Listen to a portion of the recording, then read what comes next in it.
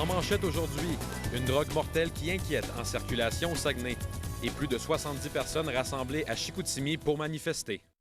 Bonsoir, mesdames et messieurs. Bienvenue au Web Journal du 2 décembre 2015. Un produit annexé aux drogues chimiques serait à l'origine du décès des 2 hommes survenus dans le même appartement à 48 heures d'intervalle.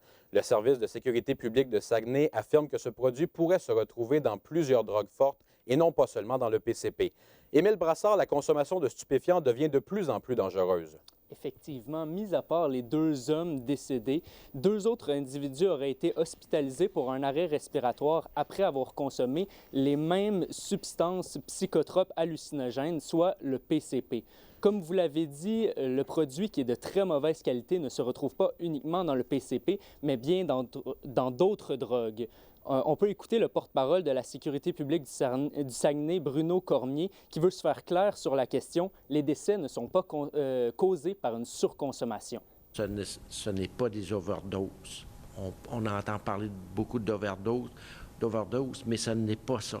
C'est vraiment une mauvaise qualité de stupéfiants qui a provoqué tout d'abord les 2 arrêts respiratoires de vendredi et fort possiblement les décès de dimanche et de mardi. Et est-ce que la sécurité publique a confirmé l'identité des personnes décédées?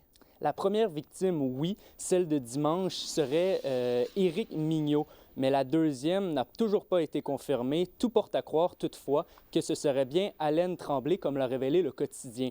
Toutefois, le service de sécurité publique de Saguenay recherche toujours activement un suspect. On peut écouter encore une fois Bruno Cormier sur la question.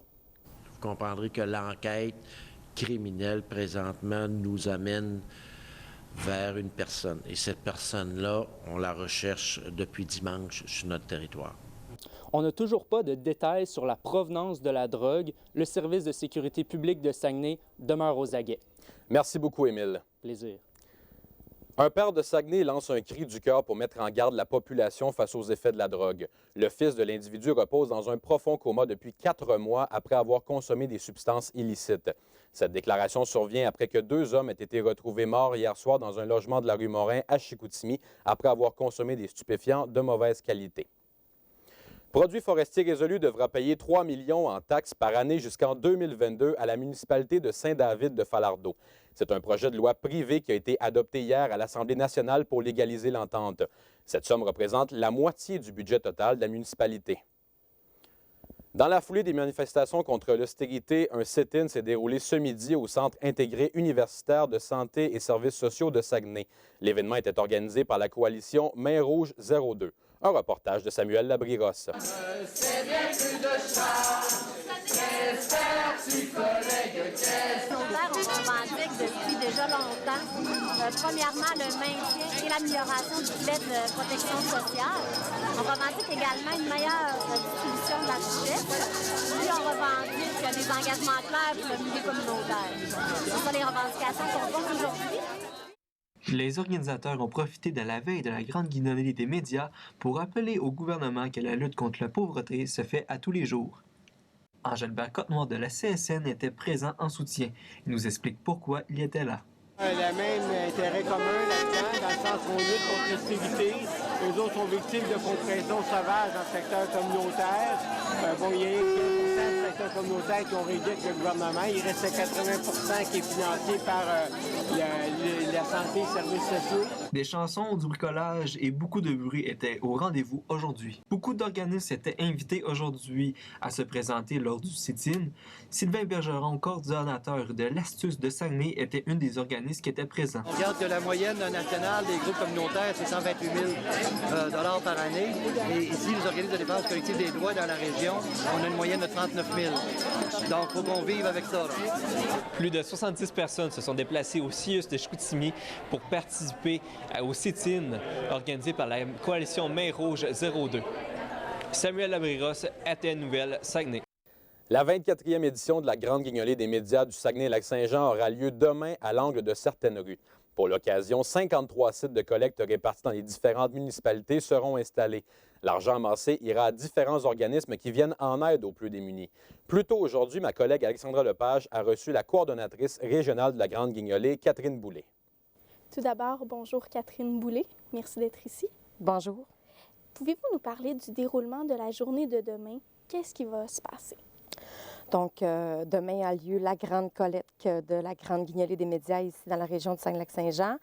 À compter de 7 heures dans tous les arrondissements de la région de Saguenay-Lac-Saint-Jean, donc au niveau de Saguenay, Alma, d'Olbeau et également Saint-Félicien. Des personnes vont être au coin des rues à compter de 7 heures et ça jusqu'à midi 30, dépendamment des secteurs, pour amasser des dons en argent qui va servir aux 7 soupes populaires de la région. Vous avez un nouveau slogan, je crois, cette année? Le slogan qui est utilisé depuis déjà 2 ans par la Grande Guignolée est « Le visage de la pauvreté change ». Et c'est pour démontrer à quel point que aujourd'hui, ça peut arriver à tout moment. Une personne peut être frappée par la pauvreté dès la fin de sa journée parce qu'elle a perdu son emploi. Donc, cette situation-là, les soupes populaires le remarquent de plus en plus et ont donc adapté le message en conséquence. Vous savez, c'est un Québécois sur 10 qui vit sur le seuil de la pauvreté. Donc, c'est le message qu'on a voulu passer avec cette publicité, ce slogan. Excusez-moi. Vous avez une publicité de voiture aussi, je crois, qui a été sur Kijiji, en lien avec ça. Oui, justement, pour démontrer un peu ce côté-là. Donc, c'est une jeune femme. Si on appelle vraiment un numéro, il y a des gens qui se font prendre, là, vraiment, soit qui pensent que c'est pas approprié au niveau de la publicité de la guignolée, ou vraiment qui appellent au numéro. Et lorsqu'on appelle, on a le message de cette jeune femme qui vient de perdre son emploi et qui doit se rendre dans des banques alimentaires pour pouvoir nourrir sa famille, ses jeunes enfants. Donc, c'est nouveau. C'est vraiment une publicité offensive qu'on a mise sur Internet. Et quels sont vos partenaires cette année pour la Grande Guignolée? Nous comptons toujours sur les Amis de la Guignolée qui sont au niveau national. Donc, on a les Maxi Provigo Loblas ainsi que les Jean Coutu et maintenant les Via Capital. Donc, tous les agents de Via Capital sont également au coin des rues.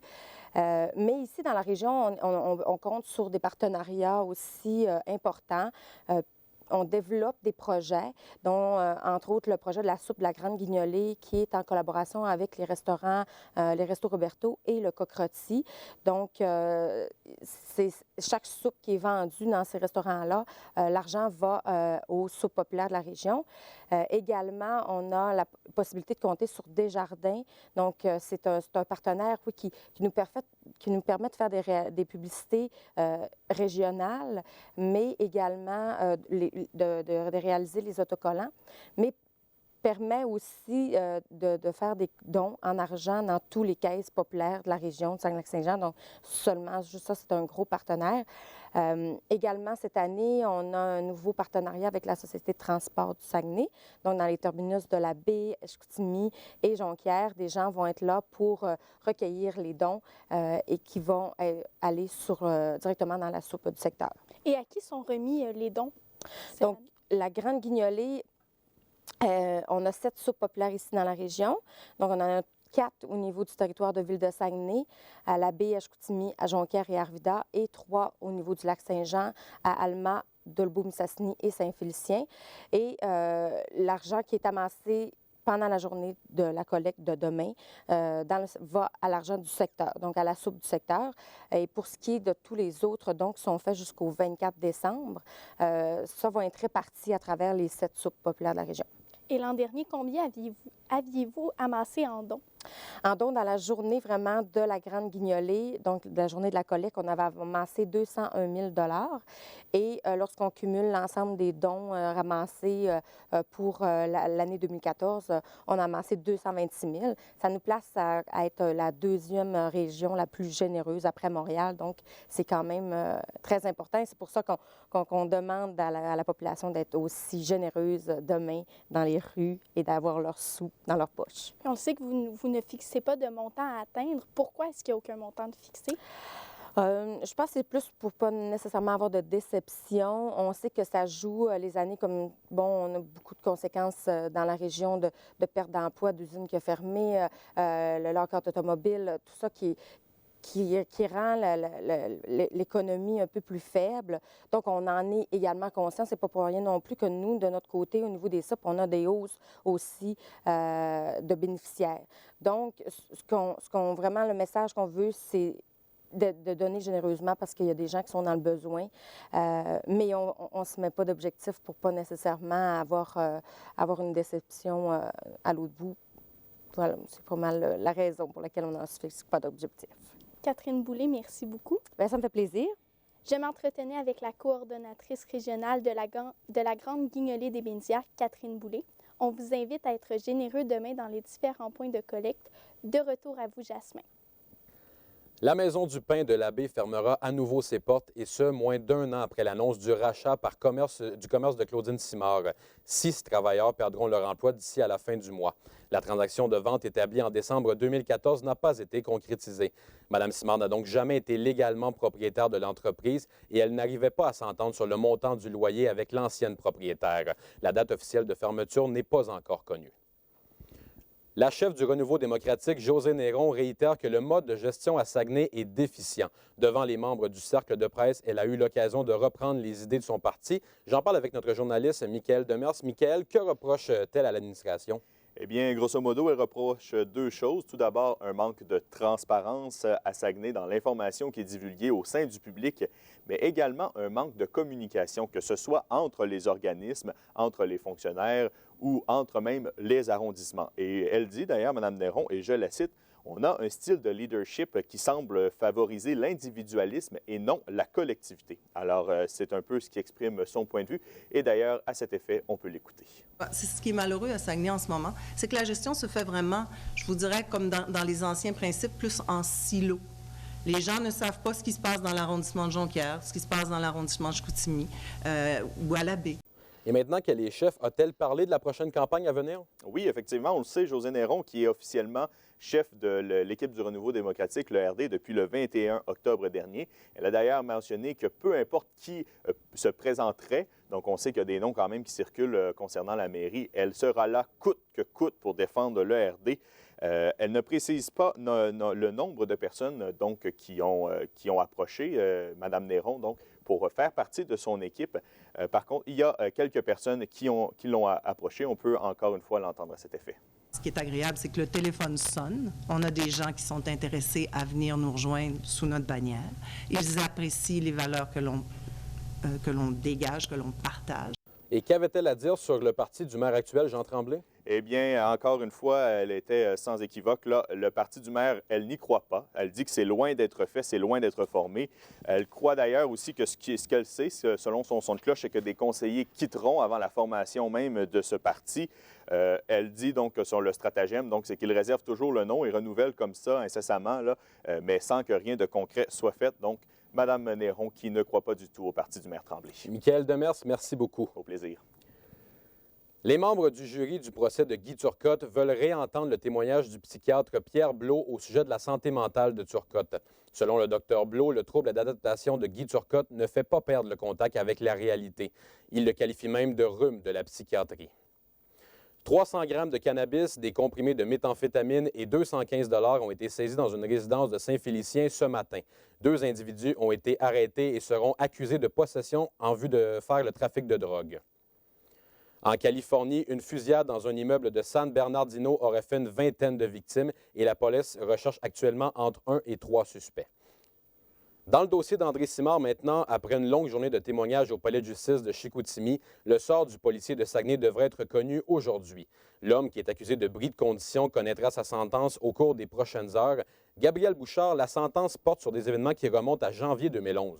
En effet, Jasmin, l'homme avait été arrêté pour bris de condition en janvier 2011. C'est par rapport à des accusations d'agression sexuelle et de trafic de stupéfiants. Un peu plus tôt, quelques mois plus tôt, en 2010, il avait été alors remis en liberté et il devait se conformer à certaines conditions, dont ne pas fréquenter les bars de Saguenay, ainsi que de ne pas consommer d'alcool et de drogue durant durant l'attente de son procès, oui. Or, selon l'ex-conjointe de M. André Simard, Caroline Tremblay, il aurait consommé de l'alcool entre le 31 décembre 2010 et le 15 janvier 2015. Or, suite à ces allégations, la police a décidé de mettre en arrestation M. Simard.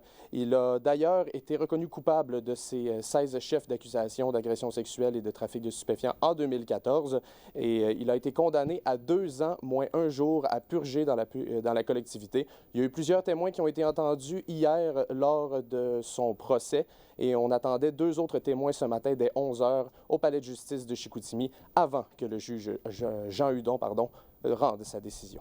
Et du côté d'André Simard, on croit à une sorte de vengeance, là. Oui, tout à fait. Du côté de l'avocat de la défense, Maître Bouchard, on considère que c'est une sorte de vengeance de la part de Caroline Tremblay, le couple s'étant séparé quelques temps après l'arrestation de M. Simard. D'ailleurs, la défense plaidera une tentative de représailles de la part de Caroline Tremblay.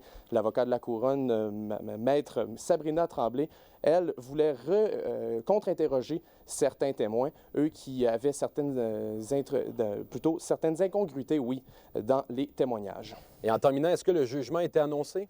Pas pour l'instant. Au moment où on se parle, le jugement n'a pas été annoncé par le juge Jean Hudon, mais on attend la décision au cours des prochaines heures. Eh bien, on surveille ça. Merci beaucoup, Gabriel. Au plaisir. 3 ans après avoir raconté ses chroniques d'un reporter québécois en Russie, l'auteur saguenayen Frédéric Lavoie fait part de son nouveau livre intitulé « Ukraine à fragmentation ». Le lancement avait lieu hier soir au bar à Piton de Chicoutimi. Raphaël Beaumont-Drouin, c'est un second récit plus sinistre que pour le jeune auteur.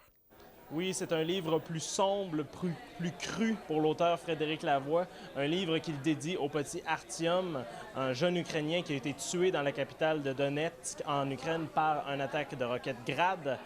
J'ai eu la chance de m'entretenir avec l'auteur Frédéric Lavoie. On écoute un extrait de l'entrevue. Voilà, j'ai eu le temps d'y aller et je me suis dit, je vais prendre un mois complet pour aller couvrir ce conflit-là parce que j'ai peut-être des clés de compréhension, parce que je parle russe, parce que je connais la région. Donc, je vais aller consacrer un mois à ça pour expliquer les mécanismes qui mènent un pays de la paix à la guerre, et en l'occurrence l'Ukraine. Et en plus de pouvoir se procurer le livre, la foule rassemblée a eu le droit à un numéro musical de la part de l'auteur. On sait, Frédéric Lavoie a rédigé un poème alors qu'il se trouvait en Ukraine, au beau milieu du conflit opposant les Russes aux Ukrainiens. Alors, il nous en a fait part de son numéro musical. Surtout ne pas devenir langue d'or de couleur.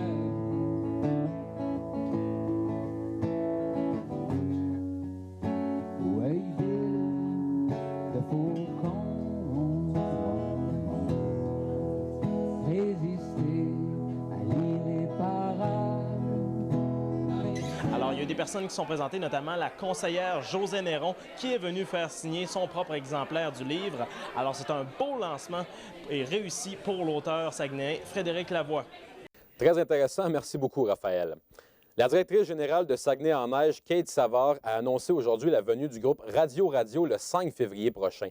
Le groupe néo-brunswickois ouvrira les activités de l'édition 2016 du festival tout en donnant le coup d'envoi à leur tournée Light the Sky. Ce spectacle de Radio précédera le lancement de leur nouvel album qui aura lieu le 22 février. Le spectacle Party de Québec-Issim est de retour à Saguenay pour une 13e année consécutive. L'événement, qui permet aux entreprises d'offrir un souper de Noël à leurs employés, se déroulera pour une 2e année à l'église Saint-Jacques à Arvida. Pour en parler, notre journaliste Pierre-Alexandre Turgeon a rencontré la directrice de production des communications et du marketing de Québec-Issim, Myriam Bouchard. Madame Bouchard, bonjour. Bonjour. Comment se déroulent jusqu'à présent les festivités du Québec-Sim? Ça va super bien. On est vraiment contents de notre début de saison. Ça fait déjà 2 fins de semaine qu'on fait des shows au cabaret, puis ça va super bien. La production est bonne cette année, puis on a une belle brochette d'artistes aussi, là, puis ils ont rendu la marchandise. Puis justement, qu'est-ce que le spectacle propose de différent comparé à l'année dernière? Bien, c'est sûr qu'on a tout le temps des petites modifications. Le spectacle a été beaucoup modifié là, il y a 2 ans, donc c'est sûr que dans ce temps-là, on ne refait pas le show. La formule est bonne, donc on ne refait pas le show du début à la fin, mais il y a toujours des petites modifications de mise en scène. On a des nouveaux artistes sur scène aussi, donc dans ce temps-là, bien, c'est certain que l'interprétation de l'artiste change. Donc ça ajoute un effet nouveauté. Puis, je vous dirais qu'on a revu quelques costumes aussi, de nouveaux concepts d'éclairage, donc des ajouts de nouvelles chansons aussi. Donc, ça ajoute tous des nouveaux éléments au spectacle. Il y a aussi le chanteur Philippe Touzel qui a fait récemment la comédie musicale Grease, qui est dans votre équipe de chanteurs, dans votre troupe de chanteurs. Comment vous trouvez votre apport dans le spectacle? On est tellement contents de ce que Philippe a apporté au spectacle. Vraiment, là, il y avait comment on dit ça, des grandes pointures à chausser parce que, bon, Stéphane Gagnon, qui était avec nous depuis plusieurs années, faisait un excellent travail, mais Philippe a vraiment relevé le défi. Puis on est super contents. Écoute, c'est un gars de comédie musicale, hein? Il est habitué, il en a fait beaucoup. Il a fait La Voix aussi, il a fait Phénomia, puis Grease tout dernièrement. Donc, il est habitué, il est à l'aise sur scène. Donc, un beau plus pour l'équipe. Parfait. Puis, dû aussi aux travaux effectués au Théâtre Palace Arvida récemment, vous avez dû changer de lieu pour le faire à l'église Saint-Jacques. Est-ce qu'il y a une différence remarquable qu'on peut faire entre les deux spectacles, un présenté au Théâtre Palace et l'autre à l'église? Bien, je pense que c'est l'ambiance qui change. Au Théâtre Palace Arvida, il y a comme 3 sections, c'est des paliers, puis c'est une salle qui est magnifique. Mais le fait de le faire dans notre salle à l'église, je dirais que c'est un gros party. Tout le monde est ensemble. Vraiment, là, les gangs se mélangent, puis tout le monde fait le party ensemble. Puis l'ambiance est différente. C'est beau aussi. C'est de toute beauté qu'est-ce qu'on a réussi à faire avec l'église. Est-ce que la possibilité de rester à l'église Saint-Jacques dans le futur est envisageable? Bien, c'est certain que tout dépendant de la réouverture du Théâtre Palace Arvida, nous, c'est pas le but de produire encore plusieurs années dans l'église parce que, bon, c'est des frais qui sont faramineux et qu'on ne juge pas nécessaire pour le futur si on a une salle juste à côté. On ne peut pas opérer 2 salles de spectacle à quelques rues de distance là, à Arvida. Donc, aussitôt que le Théâtre Palace Arvida va réouvrir, je pense que c'est nos projets de se retourner là, mais tant et aussi longtemps qu'il ne sera pas ouvert, d'après moi, on va continuer à opérer là, dans notre salle. Ça fonctionne. Ça va très bien aussi changer l'équipement du Théâtre Palace à l'église aussi? Oui, bien ça a été fait l'année passée, puis on n'a pas eu à le refaire parce que, bon, en ce moment, il est inoccupé de toute façon. Donc, là, pour cette année, c'était beaucoup moins ardu comme tâche là, de réouvrir notre salle. Pour l'instant, le mobilier nous est prêté, donc c'est correct comme ça, oui. Selon vous, pourquoi des compagnies décident de passer leur partie de bureau au Party Québec Sim? Ah ben parce que c'est la meilleure formule pour faire le party. C'est un concept qui est tout inclus. Les compagnies n'ont pas besoin de se casser la tête. Tout ce qu'on va le faire, donc la salle, le traiteur, la musique, ils n'ont pas besoin d'organiser comme tout ça eux-mêmes. Ils arrivent sur place, tout est fait, il y a service de bar, ils ont un bon spectacle, un bon souper. Donc, c'est vraiment une formule qui est tout inclus. Justement, vous parlez de la nourriture. Comment vous évaluez la nourriture de votre événement? C'est excellent. J'ai goûté à notre première, là, puis du début à la fin, c'est un souper qui est 4 services. Donc, l'entrée, la soupe, le plat principal et le dessert. Puis, tout est fait dans nos cuisines. Donc, c'est de la nourriture super fraîche, qui est chaude et très bonne, là, qui est cuisinée par notre chef Dany Lapierre du bistrot au Carré à Arvida. Donc, très, très bonne critique sur la nourriture. Les commentaires sont unanimes aussi. C'est d'ailleurs la deuxième année qui est le chef de Québec Sim. Exactement. On essayait l'année passée. On lui a un petit peu donné sa chance parce que, bon, Dany commençait, là, tu sais, des fois, on a des 400, 450 soupers. Donc, c'était quand même un défi pour lui. Mais écoute, il l'a relevé haut la main. On n'a pas hésité cette année à le réengager pour party. Puis pourquoi un party de Québec Sim est un événement unique au Québec? Bien, les concepts de Québec Sim est unique. Il n'y en a pas d'autres. Des formules comme ça, oui, party. Bon, il y a quelques autres troupes de spectacles qui font des rétrospectives, mais je pense que la formule de party est unique parce que c'est l'ensemble, c'est la mise en scène, c'est l'équipe de créateurs. On a 4 créateurs qui travaillent depuis les 20 dernières années sur nos spectacles. Puis, leurs idées mis ensemble, fait un produit qui est unique. Donc, c'est complet, la mise en scène, les costumes, les décors, les enchaînements de chansons aussi, comment que au niveau musical, c'est enchaîné. Ça fait vraiment une formule unique. Les 12 représentations de Québec Sim ont lieu du 21 novembre au 31 décembre. Mais en quoi consiste le spectacle exactement rapidement? Bien, rapidement, c'est un spectacle qui est sous la forme de medley. Donc, c'est une rétrospective. On commence sur l'heure du souper pour ceux qui ont le souper-spectacle dans les années 30, années 50. Puis après ça, vraiment, le spectacle commence à 21h avec les années jukebox. Puis on revisite vraiment toutes les années, toutes les époques jusqu'à la musique d'aujourd'hui. D'accord, mais merci beaucoup, Mme Bouchard. Bien, ça m'a fait plaisir. Je recevais la directrice de production des communications et du marketing de Québec Sim, Myriam Bouchard. Au revoir. Merci beaucoup, Pierre-Alexandre. Un jeune de la région âgé de seulement 11 ans, Jordan Lebel, a brillé lors de la première étape du championnat du monde de snowcross qui a eu lieu cette fin de semaine à Duluth, au Minnesota. Malgré un bris mécanique, ses performances lui ont permis de se tailler une place en finale où il s'est classé en 6e position. Avec moins de 3 minutes à jouer, le capitaine Max Pacioretty a joué les héros hier soir en battant le gardien Sergei Bobrovski d'un tir franc pour permettre aux Canadiens de Montréal de l'emporter 2-1 face aux Blue Jackets de Columbus. Par ailleurs, l'ailier québécois Michael Bournival a été soumis au ballottage ce matin. Il n'a disputé aucun match cette saison avec l'équipe. Les Canadiens recevront les Capitals demain soir au Centre Bell. Les Saguenay de Chicoutimi ont remporté leur 11e victoire de la saison hier face aux Dracars de Bécomo au compte de 2-1. Ils mettent ainsi fin à une séquence de 5 défaites de suite. Alex Antonacci, c'est une jeune recrue qui a donné le ton au match. Oui, Jean-Simon Bélanger, qui connaît toute une saison avec les élites de Jonquière dans le Midget 3 cette saison, a marqué le premier but du match. C'était son premier dans le circuit junior majeur du Québec, à son 4e match avec les Sags pour le jeune joueur originaire de Saint-Félicien. Il a marqué d'une belle passe de Gabriel Paquin-Boudreau sur un tir sur réception. Le deuxième but de l'équipe est venu du bâton du Russe Dimitri Zoukhenov en avantage numérique. Les Saguenayens ont terminé la rencontre avec un but marqué en avantage numérique sur 6 occasions, tant qu'au gardien Giulio Bilia. Il a stoppé 27 lancés pour mériter sa 10e victoire de la saison.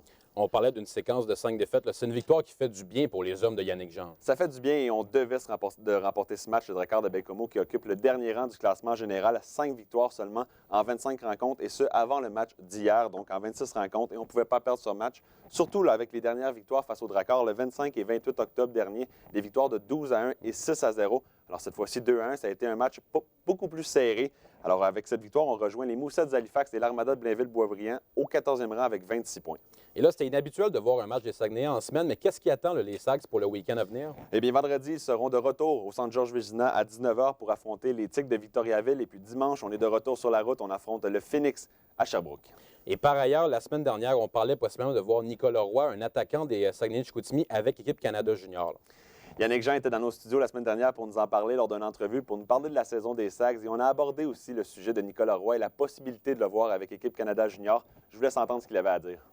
Tu sais, je ne sais pas, c'est très difficile pour moi de dire ça. Je ne connais pas les joueurs de l'Ouest, les joueurs de l'Ontario. Ce que je sais, c'est que si on focus sur Nicolas, Nicolas a un excellent début de saison. Il joue avec acharnement, il joue avec une régularité incroyable depuis le début de l'année. Bien, finalement, Nicolas Roy, oui, connaît une bonne saison avec les Saguenayens de Chicoutimi, 14 buts, 16 passes, 30 points en 24 matchs, mais il ne fera pas partie d'équipe Canada Junior. Il n'a pas été invité pour le camp sélection finale d'équipe Canada Junior. La bonne nouvelle, c'est qu'il aura une chance l'an prochain de l'être. En terminant, qui sont les représentants du Québec qui ont été invités? 5 joueurs de la LHJMQ ont été invités au camp de sélection finale d'équipe Canada Junior. Les attaquants Anthony Beauvillier, Pierre-Luc Dubois, qui est âgé de seulement 17 ans, Julien Gauthier, le défenseur Thomas Chabot et le gardien Mason McDonald, qui est sûr de faire l'équipe et qui se bataillera avec Mackenzie Blackwood des Colts de Barrie pour le poste de numéro 1. Petite note pour les fans du Canadien de Montréal, Noah Jolson est parmi les 11 défenseurs invités au camp. On se rappelle que c'est le premier choix du Canadien l'an dernier. Merci beaucoup, Alex. Ça fait plaisir, Jasmin. Les automobilistes ont dû faire preuve de patience ce matin à l'heure de pointe. La chaussée glissante causée par la pluie verglaçante a provoqué une dizaine de sorties de route au cours de la journée. Un des accidents a notamment été rapporté au coin Montfort et Saint-Louis à Jonquière. Heureusement, la police ne dénombre pas de blessés. Cocktail météo à prévoir pour les prochaines heures. Effectivement, cocktail météo pour ce soir, mais vous l'avez vu aujourd'hui, pluie verglaçante, pluie et neige. C'est un beau cocktail qui malheureusement se poursuivra pour la soirée parce que dans les prochaines heures, on aura droit à peu près la même chose. Pour la région du Saguenay ce soir, mélange de pluie et de neige, on perdra quelques degrés pour atteindre 2 degrés. Cette nuit, quelques flocons, probabilité d'averse à 40 %. Demain, flocons en abondance, des températures ressenties de moins 5 degrés, donc ce sera le moment là, de sortir la petite laine. La tuque sera de mise. Maintenant, Saguenay-Lac-Saint-Jean, oui, brouillard ce soir, 1 degré. Cette nuit, nuageux et quelques flocons. On parle de moins d'1 centimètre tout de même. On aura un maximum de moins 2 degrés. Demain, faible neige, tout de même des vents là, pouvant atteindre jusqu'à 15 km/h. Les températures ressenties de moins 7. La bonne nouvelle, c'est qu'en fin de semaine, il fera très beau. On gagnera des degrés. Belle température pouvant atteindre 4 degrés. Vendredi, samedi et dimanche, on aura des ciels variables, généralement ensoleillés. Faible risque de neige et de pluie. Et là, ce qui est le bonheur cette semaine, le bonheur, c'est qu'on est largement au-dessus des normales de saison parce qu'habituellement, on a des températures de moins 12 degrés. Bien, merci beaucoup, Anne-André. On va profiter du week-end à venir, c'est certain. Et merci à vous à la maison d'avoir été avec nous en vous souhaitant une bonne fin de soirée et au revoir.